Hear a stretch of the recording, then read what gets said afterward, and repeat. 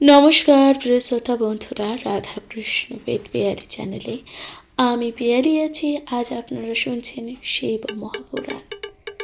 প্রিয় শ্রোতা বন্ধুরা, শিব মহাপুরাণে আপনারা শুনলেন মহাদেবের উপাখ্যান এবং নানানবিধ মহাদেবের কাহিনী। এছাড়াও দেবাদিদেব মহাদেবকে কিভাবে সন্তুষ্ট করতে হয়, দেবাদিদেব মহাদেবকে কিভাবেই বা পুজো করতে হয়, সে সকল কিছু বর্ণনাই আপনারা শুনতে পেরেছেন মহাপুরাণে। প্রিয় শ্রোতা বন্ধুরা, মহাপুরাণে আপনারা শুনেছেন দ্বাদশ জ্যোতির্লিঙ্গের মাহাত্ম্য। এছাড়াও মহাদেবের 108টি নাম, যে নাম শিবরাত্রি মহাদিনে অর্থাৎ মহাশিবরাত্রির দিন অবশ্যই জপ করতে হবে।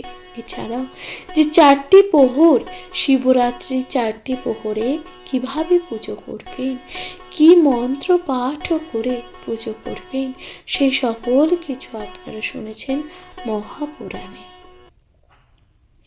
এখন আপনারা শুনবেন শিবরাত্রির ব্রত।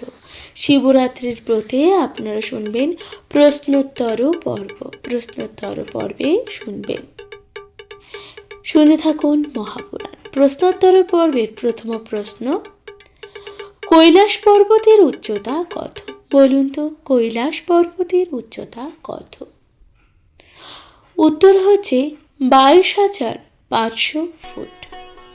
এরপর দ্বিতীয় প্রশ্ন, সপ্ততীর্থ কি কি? অর্থাৎ এই যে 7টি তীর্থ কি কি? উত্তর হচ্ছে, বলা হচ্ছে যে বারাণসী, কাঞ্চিপুর, হরিদ্বার, অযোধ্যা, মথুরা, দ্বারকা ও অবন্তী। অবন্তী অর্থাৎ উজ্জয়িনী। পঞ্চকেদার বলতে আমরা কি বুঝি? তৃতীয় প্রশ্নে বলছেন পঞ্চকেদার বলতে আমরা কি বুঝি?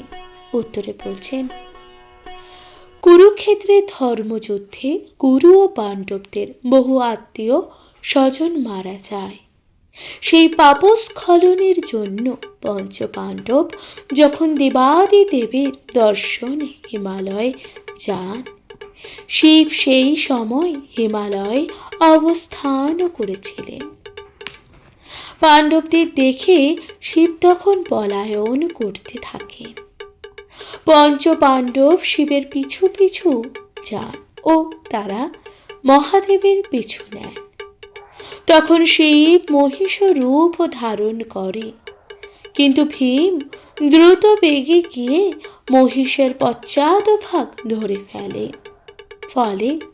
ফলে মহিষের পশ্চাৎ দেশ ছিন্ন হয়ে যায়। সে স্থান গড়ে ওঠে কেদারনাথের মন্দির। সে স্থানে গড়ে ওঠে কেদারনাথের মন্দির। কেদারের শিবের আকার হয় মহিষের পশ্চাদ্ভাগের মতো। অর্থাৎ আমরা যে কেদারনাথের মন্দিরের যে মহাদেবের শিলা দেখি, তার রূপ কিরকম, তাকে দেখতে কেমন, সেই যে কেদারনাথের শিবের আকার কেমন, মহিষ অর্থাৎ এই যে মহিষের পশ্চাদ্ভাগের মতন, শুধু একটি শিলা মাত্র। এছাড়াও শ্রীমদ মহেশ্বরের নাভি, তুঙ্গনাথে বাহু ও রুদ্রনাথে মুখ ও কল্পস্বরে মহিষের জটা পড়েছিল বলে কেদারনাথ সহ এই যে 5টি স্থানে 5টি শিবালয় হয়েছে। এই পঞ্চতীর্থকেই বলা হয় পঞ্চকেদার নামে পরিচিত। প্রিয় শ্রোতা বন্ধুরা, তাহলে পঞ্চকেদার কাকে বলে? দেখুন, পঞ্চকেদার হলো তাহলে কি কি? কেদারনাথ, তারপরে হচ্ছে কেদারনাথে মহিষের অর্থাৎ এই যে মহিষের পশ্চাৎ ভাগ ছিন্ন হয়ে পড়েছিল, সেই কারণে এই যে কেদারনাথ মন্দিরের ভগবানের আকার, শিবের আকার মহিষের পশ্চাৎ ভাগের মতন, শুধু একটি শিলা মাত্র। এছাড়াও শ্রীমদ মহেশ্বরে নাভি পড়েছিল তারপরে তুঙ্গনাথে পড়েছিল মহিষের বাহু, এরপর রুদ্রনাথে পড়েছিল মুখ ও ও কল্পেশ্বরে মহিষের জটা পড়েছিল। সুতরাং এই যে কেদারনাথ সহ এই যে 5টি স্থানকে বলা হয় পঞ্চতীর্থ পঞ্চ কেদার নামে বিখ্যাত। এরপর আপনারা চতুর্থ প্রশ্নে শুনতে চলেছেন, ব্রহ্মার বাহন হংস কেন? অর্থাৎ এই যে ব্রহ্মাদেবের বাহন হংস কেন? হংস গতি ও জ্ঞানময়। হংস হলো গতি ও জ্ঞানের ময়।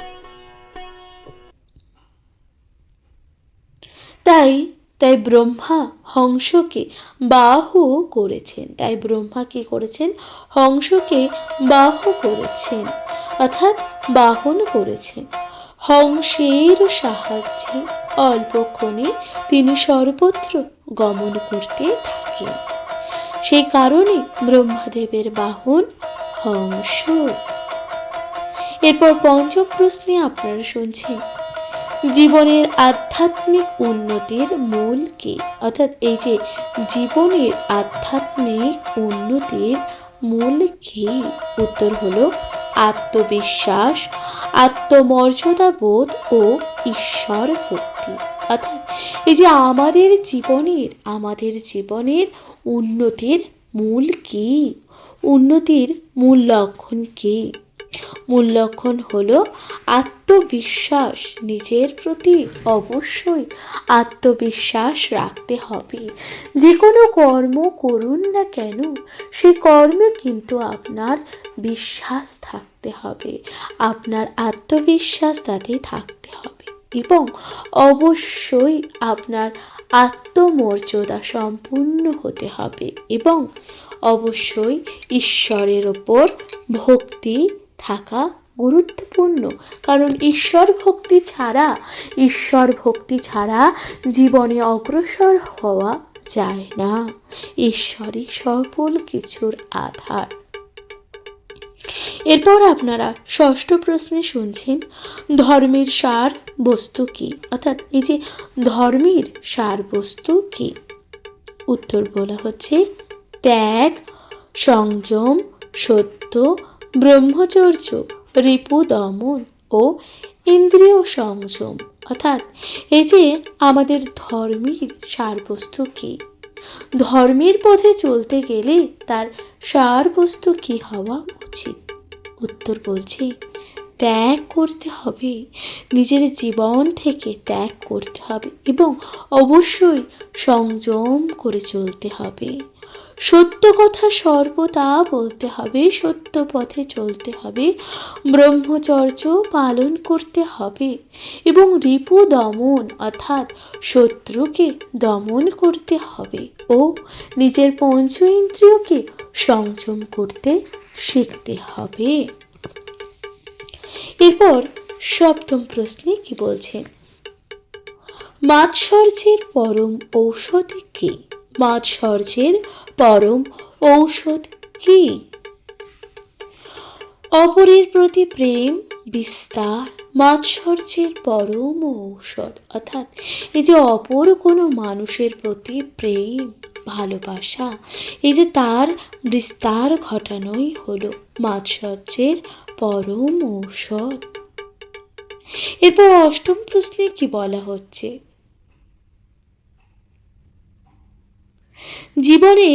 জীবনের সবচেয়ে বড় জয় কি? জীবনের সবচেয়ে বড় জয় কি? নিজেকে জয় করা। জীবনের সবচেয়ে বড় জয় হলো নিজেকে, অর্থাৎ এই যে আমাকে নিজের অন্তরকে জয় করা।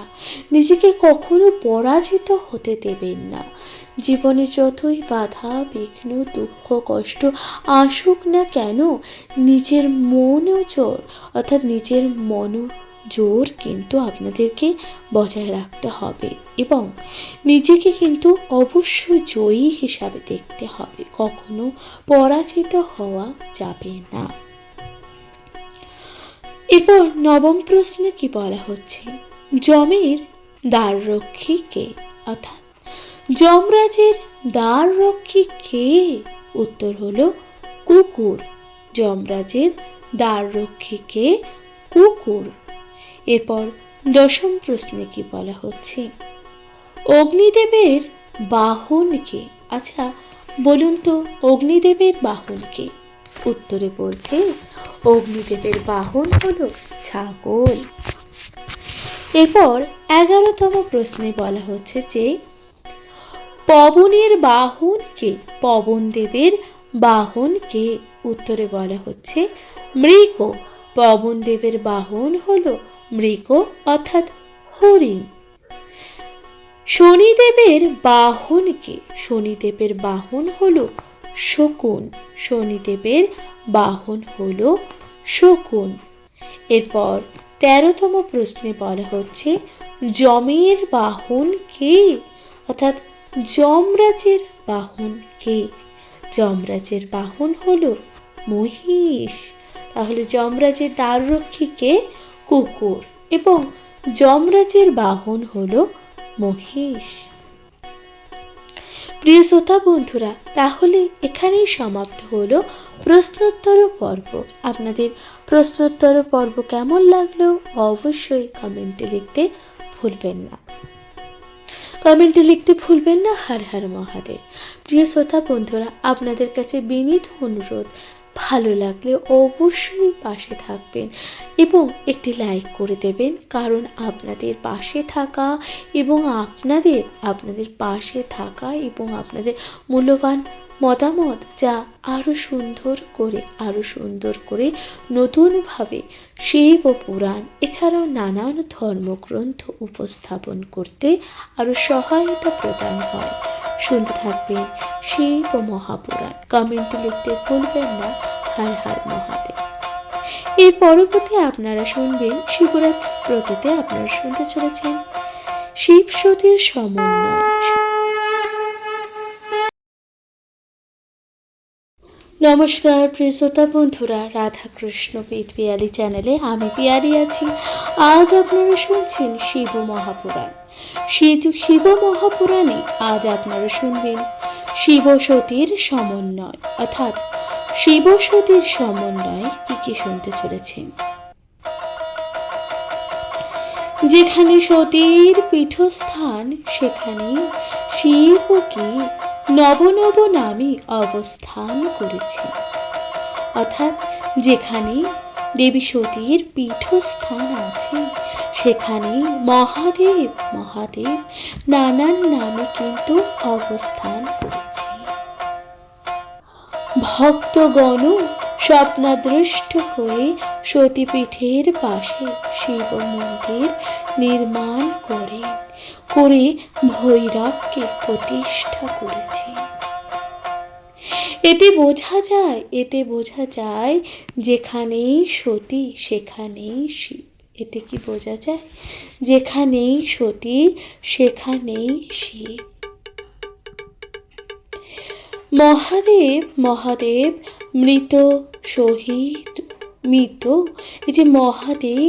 মৃত সতী দেবীর দেহকে কাঁধে নিয়ে বয়ে নিয়ে যাওয়ার সময় বিষ্ণু তার চক্র দিয়ে সেই মৃতদেহকে খণ্ড খণ্ড করে 51টি স্থানে নিক্ষেপ করেছিলেন। সেই পীঠস্থানগুলি বর্তমানে ভারতবর্ষ, বাংলাদেশ, পাকিস্তান, শ্রীলঙ্কা, নেপাল ও তিব্বতের মানস সরোবর পর্যন্ত বিস্তৃত। যেখানেই দেখছি সতীপীঠ, সেখানেই ভৈরবের মন্দির। তবে ওই 51টি সতীপীঠের সতীর নাম যেমন পৃথক, তেমনি ভৈরবের নাম। সেই 51টি নামের সঙ্গে পরিচয় করিয়ে দেওয়ার জন্যই আমার এই আলোচনা। অর্থাৎ এই যে 51টি সতীপীঠের সতী দেবী ও ভৈরবের এই যে নামের সাথে আমি আপনাদের কিন্তু দেখাতে চলেছি, পরিচয় করাতে চলেছি। কোথায় কোনখানে দেবীর কোন সতীপীঠ আছে এবং সেখানে দেবাদিদেব মহাদেব কি নামে অবস্থান করছেন, অর্থাৎ সতীপীঠের ভৈরবী বা কে, আপনারা তা শুনতে চলেছেন। শুনতে থাকবেন মহাপুরাণ। সেই 51টি নামের সঙ্গে পরিচয় করিয়ে দেওয়ার জন্যই আমার এই আলোচনা। এছাড়াও এই গ্রন্থে শিবের সহস্র নাম তো আজকেই পড়েছেন আপনারা।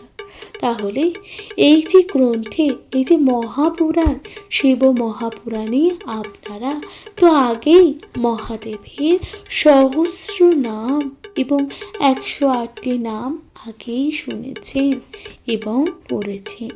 তাহলে শুনতে থাকবেন দেবী সতীর 51টি সতী পীঠের স্থান ও মহাদেবের অর্থাৎ মহেশ্বরের ভিন্ন ভিন্ন নামে সেখানে অবস্থান। প্রথম সতীপীঠ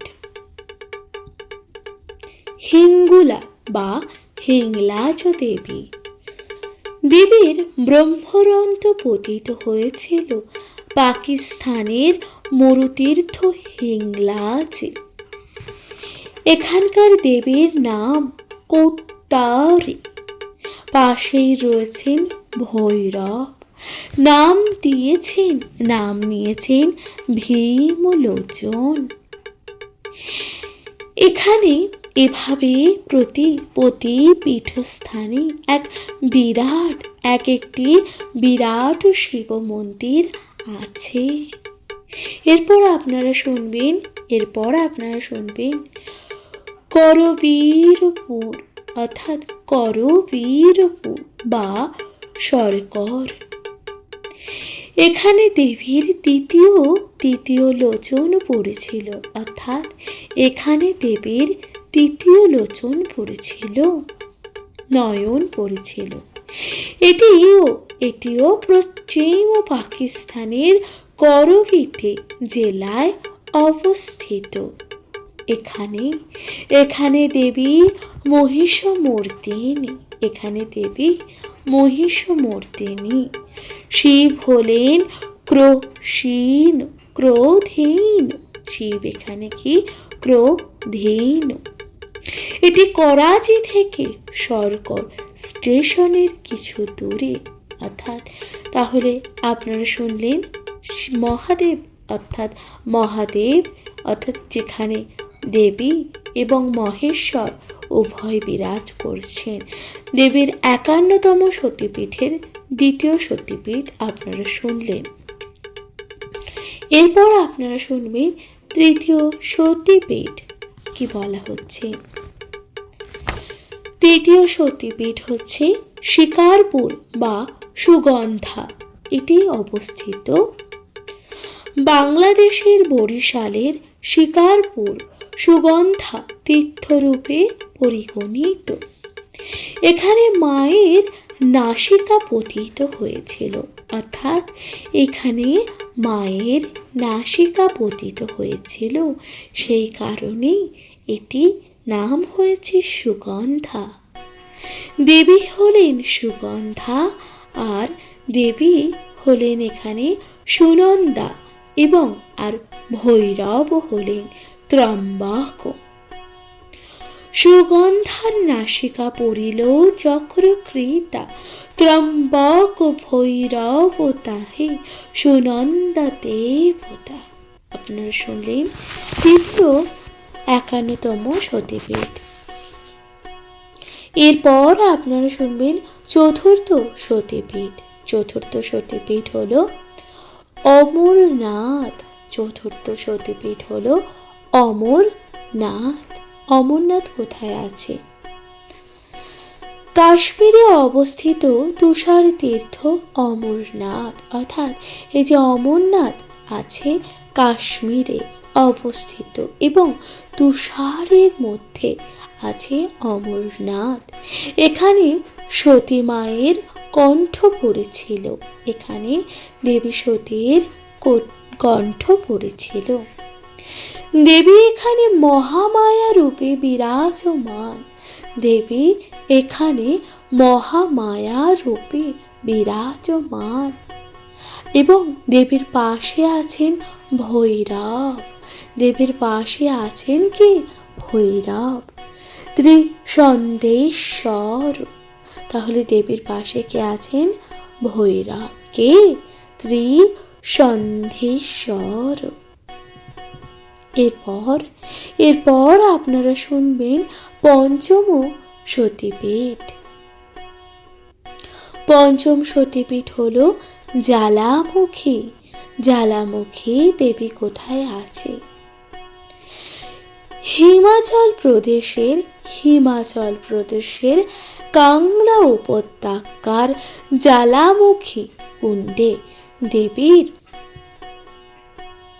দেবীর জিহ্বা পতিত হয়েছিল, সেটি আজও চলছে। অর্থাৎ এখানে দেবীর জিহ্বা অর্থাৎ জীব কিন্তু পতিত হয়েছিল, সে কারণে আজও তা জ্বলছে এবং তার নাম হয়েছে জ্বালামুখী। এখানে দেবী অম্বিকা নামে বিরাজিত, আর বাবা এখানে ভৈরব হলেন উন্মত্ত।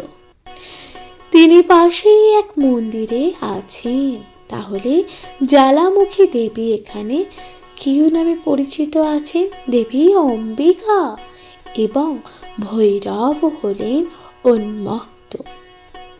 এরপর আপনারা শুনবেন ষষ্ঠ সতীপীঠ।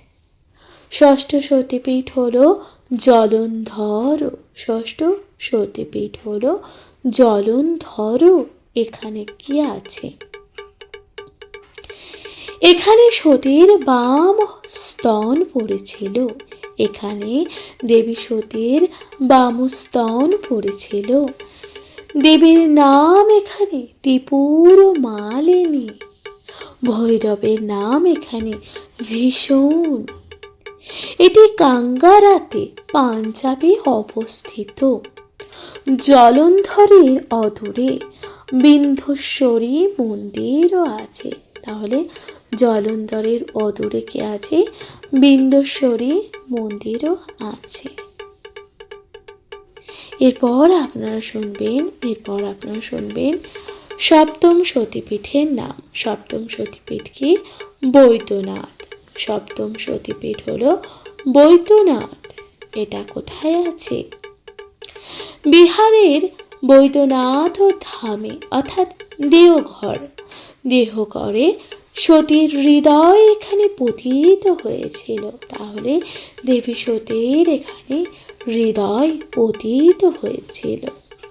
এখানকার দেবীর নাম হলো দেবী জয় দুর্গা। এখানকার দেবীর নাম দেবী জয় দুর্গা। আর ভৈরব হলেন এখানকার বৈদ্যনাথ। তাহলে ভৈরবকে বৈদ্যনাথ। বৈদ্যনাথ মন্দিরটি দর্শনীয় অর্থাৎ দর্শন করা যায়। এরপর আপনারা শুনবেন অষ্টম সতীপীঠের নাম। অষ্টম সতীপীঠ কোথায় আছে? নেপালে। অষ্টম সতীপীঠটি কোথায় আছে? নেপালে। সতীর জানুদ্বয় পতিত হয়েছিল নেপালে।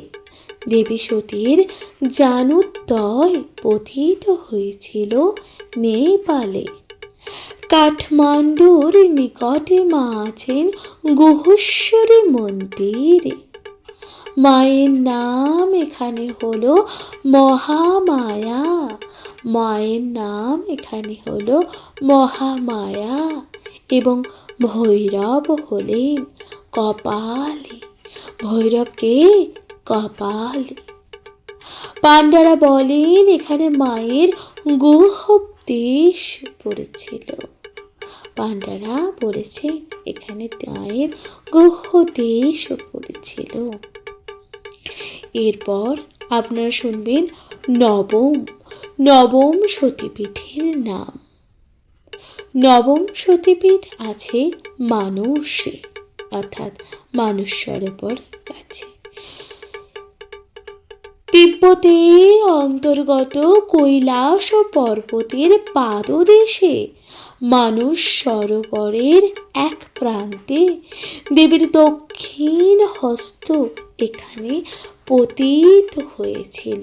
তাহলে তিব্বতে অবস্থিত কৈলাস পর্বতের পাদদেশে মানস সরোবরের এক প্রান্তে দেবীর দক্ষিণ হস্ত অর্থাৎ দেবীর দক্ষিণ হাত এখানে কিন্তু পতিত হয়েছিল। এখানে দেবীর নাম হলো দাক্ষায়িনী। এখানে দেবীর নাম হলো দাক্ষায়িনী। আর শিব হলেন এখানে অমর। এক খণ্ড শিলায় দেবী অবস্থিতা। তাহলে দেবী এখানে একটি খণ্ড শিলায় দেবী অবস্থিত আছেন। এরপর আপনারা শুনবেন দশম সতীপীঠের নাম।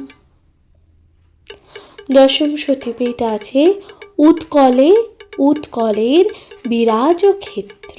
উৎকলের বিরজা ক্ষেত্রে দশম সতীপীঠ আছে। এটি কোথায় আছে? পুরীর মন্দিরের চত্বরে এই পীঠস্থান। অর্থাৎ আমরা এই যে পুরীর মন্দির আছে না, জগন্নাথপুরীর মন্দিরেই আছে দেবীর এই পীঠস্থান। এখানে দেবীর নাভিপদ্ম পতিত হয়েছিল। এখানে দেবীর কি পড়েছিল? নাভিপদ্ম পতিত হয়েছিল। তাই দেবীর নাম এখানে বিমলা। এবং এখানে ভৈরব হলেন শ্রী শ্রী জগন্নাথ প্রভু। এখানকার ভৈরবকে জগন্নাথ প্রভু। চারধামের এক ধাম প্রভু জগন্নাথ ধাম। ভৈরব হেতায় আছেন সাথে সুভদ্রা বলরাম। শ্রোতা বন্ধুরা, আপনারা শুনলেন দশম সতীপীঠের নাম। এরপর একাদশ সতীপীঠের নাম। একাদশ সতীপীঠ হল গণ্ডকী। এখানে সতীর দক্ষিণ গণ্ডদেশ পড়েছিল। নেপালের গণ্ডকী নদীর উৎস মুখে অর্থাৎ কুণ্ডে এই পীঠস্থান আছে। দেবীর নাম এখানে গণ্ডকী চণ্ডী। অর্থাৎ দেবী এখানে গণ্ডকী চণ্ডী নামে বিরাজ করছেন। এবং এখানে ভৈরবকে চক্রপাণি। তাহলে এখানে ভৈরবকে চক্রপাণি। এরপর আপনারা শুনবেন দ্বাদশ সতীপীঠ। দ্বাদশ সতীপীঠ হলো বহুলা। বহুলা কোথায় আছে? পশ্চিমবঙ্গের বর্ধমান জেলায় কাটোয়া থেকে 8 কিমি দূরে কেতুগ্রামে অজয় নদীর তীরে অবস্থিত দেবী বহুলা মায়ের মন্দির। এখানে সতীর বাম বাহু পতিত হয়েছিল। এখানে শিব হলেন ভীরুকু। এখানে শিব কি হলেন? মহাদেব এখানে ভীরুকু নামে বিরাজিত। দেবীর নাম হলো বহুলা। বহুলায় বামহায়ু বহুলায় চ দেবতা ভীরুকতিবুস্তাস্তত্র সর্বসিদ্ধিপ্রদায়ক। আপনারা শুনলেন একাদশ সতীপীঠ। এরপর আপনারা শুনবেন ত্রয়োদশ সতীপীঠ। ত্রয়োদশ সতীপীঠ হলো উজানি, অর্থাৎ ত্রয়োদশ সতীপীঠটি কোথায় অবস্থিত? উজানিতে। উজানি কোথায় আছে?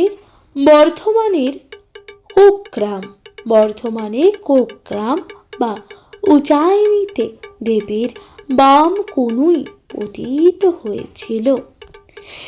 দেবী এখানে মঙ্গলচণ্ডী, দেবী এখানে মঙ্গলচণ্ডী রূপে বিরাজিত। আর ভৈরব হলেন কপিলেশ্বর মহাদেব। ভৈরব এখানে কে? কপিলেশ্বর মহাদেব। এরপর আপনারা শুনবেন চতুর্দশ সতীপীঠ, অর্থাৎ 14তম সতীপীঠ। 14তম সতীপীঠ কোথায় আছে? চট্টগ্রাম বা চট্টল। চট্টগ্রামে কি পড়েছিল দেবীর? দক্ষিণ বাহু পতিত হলে দেবী ভবানী নামে চট্টগ্রামে, অর্থাৎ দক্ষিণ বাহু পতিত হয়েছিল বলে দেবী এখানে ভবানী নামে বিরাজিত। চন্দ্রনাথ পাহাড়ের সীতাকুণ্ডর ধারে আছে ভৈরব, আছেন সেথায় চন্দ্রশেখর নামে। তাহলে চট্টগ্রামে দেবী ভবানী নামে বিরাজিত এবং ভৈরব ওখানে চন্দ্রশেখর নামে বিরাজমান, এবং তা আছে চন্দ্রনাথ পাহাড়ের সীতাকুণ্ডের ধারে। প্রিয় শ্রোতা বন্ধুরা, আপনারা শুনলেন 14তম সতীপীঠ। এরপর আপনারা শুনবেন 15তম সতীপীঠ, ত্রিপুরা।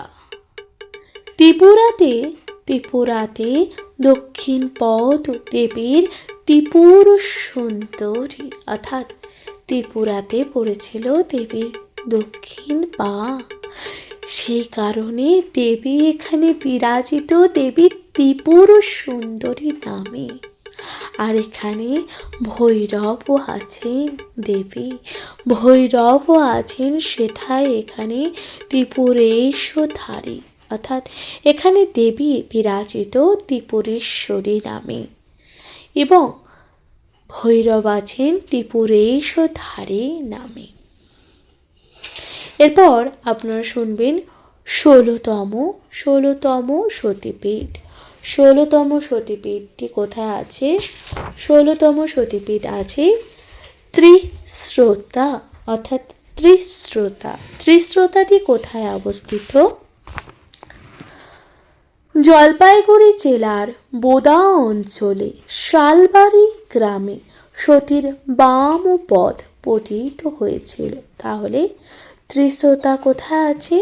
জলপাইগুড়ি জেলার বোদা অঞ্চলে শালবাড়ি গ্রামে সতীর বাম পা কিন্তু এখানে পতিত হয়েছিল। এখানে দেবীর নাম ভ্রামরী, এখানে দেবীর নাম কি? ভ্রামরী, এবং ভৈরব আছেন এখানে অম্বর নামেতে। এবং ভৈরব এখানে কি নামে বিরাজ করছেন? মহাদেব এখানে বিরাজ করছেন অম্বর নামেতে। প্রিয় শ্রোতা বন্ধুরা, এরপর আপনারা শুনবেন সবচেয়ে গুরুত্বপূর্ণ সতীপীঠ। সবচেয়ে গুরুত্বপূর্ণ সতীপীঠ কোথায় আছে? 17তম সতীপীঠ, অর্থাৎ 17তম সতীপীঠের স্থান শুনতে চলেছে। তা আছে কামরূপ কামাখ্যা, অর্থাৎ কামরূপ কামাখ্যা সতীপীঠ। এখানে কি পড়েছিল? সতীর যোনিপদ এখানে পতিত হয়েছিল, দেবী সতীর এখানে যোনিপদ পতিত হয়েছিল। এই পীঠস্থান গুয়াহাটির নীলাচল পাহাড়ে। এই পীঠস্থান কোথায় আছে? গুয়াহাটির নীলাচল পাহাড়ে। এখানে আছে মায়ের কামাখ্যা মন্দির। মায়ের এখানে আছে কামাখ্যা মন্দির, দেবীর নাম এখানে কামাখ্যা, আর ভৈরব হলেন উমানন্দ। তাহলে দেবীর এখানে কী রূপে বিরাজিত? দেবী এখানে দেবী কামাখ্যা রূপে বিরাজিত। আর এখানে ভৈরব কে? উমানন্দ। এরপর আপনারা শুনবেন 18তম সতীপীঠ। 18তম সতীপীঠ কোথায় আছে? আছে যুগাত্তা। এবার যুগাত্তাটি কোথায় অবস্থিত? পশ্চিমবঙ্গের বর্ধমান জেলায় ক্ষীরগ্রামে অবস্থিত যুগাত্তা মায়ের মন্দির। এখানে সতীর দক্ষিণ চরণা অঙ্গুষ্ঠ পতিত হয়েছিল। দেবী এখানে যুগাত্তা আর ভৈরব এখানে ক্ষীরখণ্ডক নামে বিরাজিত। তাহলে দেবীর এখানে চরণের আঙ্গুল পড়েছিল, যে কারণে দেবী এখানে যুগাত্তা নামে বিরাজিত এবং ভৈরব এখানে ক্ষীরখণ্ডক নামে বিরাজিত আছেন। এরপর আপনারা শুনবেন 19তম সতীপীঠ। 19তম সতীপীঠ আছে কালীঘাট। 19তম সতীপীঠটি কোথায় অবস্থিত? কালীঘাট। কলকাতার আদিগঙ্গার নিকটে মহাকালী ঘাটে সতীর দক্ষিণ চরণের নাম। সতীর দক্ষিণ চরণের 4 আঙ্গুল পতিত হয়েছিল, যথা কালিকা দেবীর নামে খ্যাত সতীপীঠ।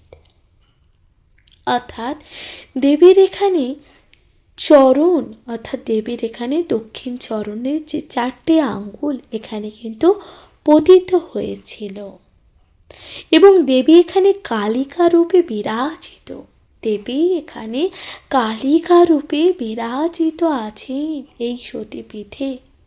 আর এখানে ভৈরব কি? নকুলেশ্বর মহাদেব। এখানে ভৈরব হলো নকুলেশ্বর মহাদেব, যিনি যুগ যুগ ধরে আছেন এখানে। তাহলে আপনারা শুনলেন 19তম সতীপীঠ, যা আছে কালীঘাট। এরপর আপনারা শুনবেন 20তম সতীপীঠের নাম। 20তম সতীপীঠটি কোথায় আছেন? প্রয়াগে আছেন 20তম সতীপীঠ। সতীর হাতের 10 আঙ্গুল পতিত হয়েছিল উত্তরপ্রদেশের এলাহাবাদের প্রয়াগে।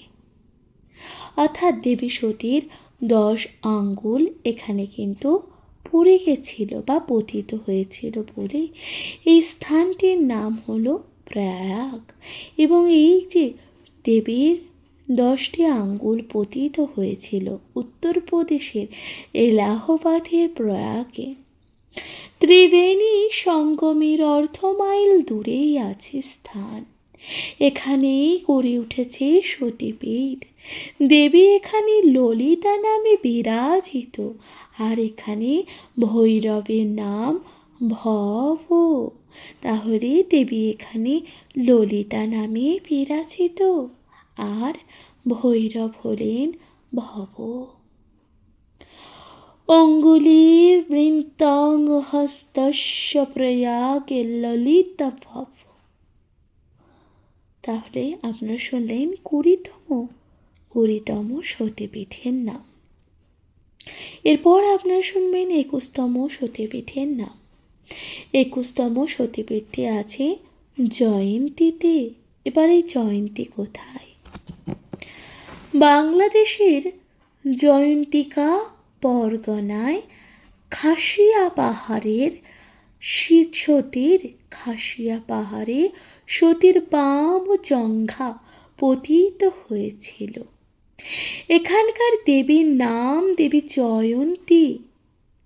তাহলে এখানকার দেবী আছেন দেবী জয়ন্তী নামে বিরাজিত, আর ভৈরবের নাম হলো ক্রমদীশ্বর এখানে ভৈরব নামে বিরাজিত। এরপর আপনারা শুনবেন 22তম সতীপীঠ। 22তম সতীপীঠ আছে অবন্তীতে। 22তম সতীপীঠ কোথায় আছে? অবন্তীতে। মধ্যপ্রদেশের উজ্জয়িনীতে শিপ্রা নদীর তটে ওষ্ঠপতিত হয়েছিল দেবীর অবন্তী দেশে। সতী শ্বেতা অবন্তী রূপে সদা বিরাজমান। সতী এখানে অবন্তী রূপে বিরাজ করছেন এবং ভৈরব এখানে লম্ভকর্ণ নামধারী ভৈরব মূর্তিমান বিরাজিত। অর্থাৎ ভৈরব এখানে আছে, লম্ভকর্ণ নামধারী ভৈরব এখানে বিরাজিত আছেন। এরপর আপনারা শুনবেন 23তম সতীপীঠের নাম, অর্থাৎ 23তম সতীপীঠটি কোথায় আছে? আছে বারাণসীতে। 23তম সতীপীঠটি আছে বারাণসীতে। উত্তরপ্রদেশের বারাণসীর গঙ্গার ধারে মণিকর্ণিকা ঘাটের সামনে দেবীর কর্ণকুণ্ডল পতিত হয়েছিল। অর্থাৎ উত্তরপ্রদেশের বারাণসীর গঙ্গার ধারে এই যে মণিকর্ণিকা ঘাটের সামনে দেবীর কর্ণকুণ্ডল পতিত হয়েছিল। এখানে গড়ে উঠেছে সতীপীঠ। তাই গড়ে উঠেছে সতীপীঠ। এখানকার দেবীর নাম হলো বিশালাক্ষী। তাহলে এখানকার দেবীর নাম কি? দেবী বিশালাক্ষী। আর ভৈরব হলেন এখানে কাল ভৈরব। তাহলে ভৈরব এখানে কে? দেবী। এখানে ভৈরব হলেন কাল ভৈরব। অর্থাৎ এই যে বারাণসীতে আছে দেবী বিশালাক্ষী আর ভৈরব আছেন কাল ভৈরব। বারাণস্য বিশালাক্ষী দেবতা কাল ভৈরব মণিকর্ণিত বিখ্যাত কুণ্ডলাং চ মম শ্রুতে। এরপর আপনারা 24তম সতীপীঠের নাম শুনতে চলেছে। 24তম সতীপীঠটি আছে কন্যাশ্রম। কোথায়? বাংলাদেশের অন্তর্গত চট্টগ্রামের কুমারীকুণ্ডে কন্যাশ্রম অবস্থিত। তাহলে কন্যাশ্রম কোথায় আছে? বাংলাদেশে অন্তর্গত চট্টগ্রামের কুমারীকুণ্ডে কন্যাশ্রম অবস্থিত আছে। এখানে দেবীর পৃষ্ঠদেশ পতিত হয়েছিল। দেবী এখানে সর্বাণী নামে বিরাজিত। আর ভৈরব আছেন এখানে নিমিষ। তাহলে ভৈরব এখানে নিমিষ নামে বিরাজিত। এরপর আপনারা শুনতে চলেছেন 25তম সতীপীঠ কুরুক্ষেত্র। 25তম সতীপীঠের নাম হলো কুরুক্ষেত্র। এখানে সতীর গুল্ফ পতিত হয়েছিল। এখানে দেবীর গুল্ফ পতিত হয়েছিল। দেবীর নাম এখানে সাবিত্রী। দেবীর নাম এখানে কি? সাবিত্রী। আর ভৈরবের নাম হলো স্থানু। ভৈরবের নাম কি? স্থানু। তাহলে কি বলছেন দেখুন, শিলায় দেবী পূজিত হন এই মহাপীঠে, ভৈরব আছেন সেথায় চিরস্থানু হয়ে। তাহলে আপনারা শুনলেন 25তম সতীপীঠ। এরপর আপনারা শুনবেন 26তম সতীপীঠ। শুনতে থাকবেন মহাপুরাণ। ছাব্বিশতম সতীপীঠে আছে পুষ্কর বা মণিবেদকে। পুষ্কর বা মণিবেদকে। দেবী সতীর এখানে কবজি বা মণিবন্ধ পুষ্কর তীর্থের নিকট গায়ত্রী পর্বতে পড়েছিল। এটি রাজস্থানের আজমিরের 11 কিমি দূরে অবস্থিত। এখানকার দেবী হল দেবীপীঠের দেবীর নাম দেবী গায়ত্রী, আর ভৈরব হলেন সর্বানন্দ। এখানে ভৈরবকে সর্বানন্দ মহেশ্বর, আর দেবী এখানে গায়ত্রী রূপে বিরাজিত। প্রিয় শ্রোতা বন্ধুরা, আপনারা শুনলেন 26তম সতীপীঠের নাম। আজকের মতো জানাচ্ছি এখানে বিদায়। আপনারা সবাই ভালো থাকবেন, সুস্থ থাকবেন, শুনতে থাকবেন মহাপুরাণ। কমেন্টে লিখতে ভুলবেন না হর হর মহাদেব। আগামীকাল আপনাদের সাথে 51তম সতীপীঠের বাকি সতীপীঠের বর্ণনা করতে চলেছি বা বর্ণনা করব। আশা করি আপনারা ভালো থাকবেন, সুস্থ থাকবেন, অবশ্যই পাশে থাকবেন। আপনাদের মহাপুরাণ পাঠ ও সতীপীঠের নাম আপনাদের কেমন লাগলো অবশ্যই আপনাদের মূল্যবান মতামত জানাতে ভুলবেন না, কমেন্টে লিখতে ভুলবেন না। হর হর মহাদেব। তাহলে আজকের মতো এখানে জানাচ্ছি বিদায়। আপনারা সকলে ভালো থাকবেন, সুস্থ থাকবেন, শুনতে থাকবেন মহাপুরাণ পাঠ। নমস্কার।